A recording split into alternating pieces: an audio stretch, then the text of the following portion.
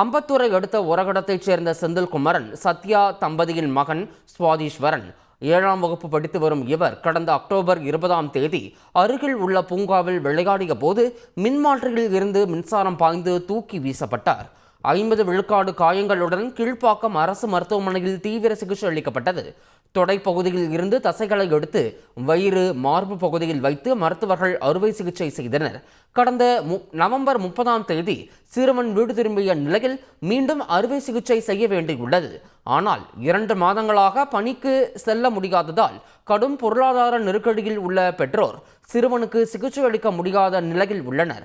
வாழ்வாதாரத்திற்கு வழியில்லாததால் அரசு உதவி செய்து தங்களது மகனை காப்பாற்ற அரசு உதவி செய்ய வேண்டும் என கண்ணீருடன் கோரிக்கை வைத்துள்ளனர்.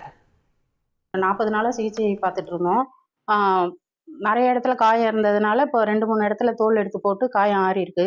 ஆனால் தலை, முகம், நெஞ்சு, இந்த தோள்பட்டை 4 இடம் மட்டும் இன்னும் திருப்பி கொஞ்சம் தோல் போடணும்னு சொல்லியிருக்காங்க.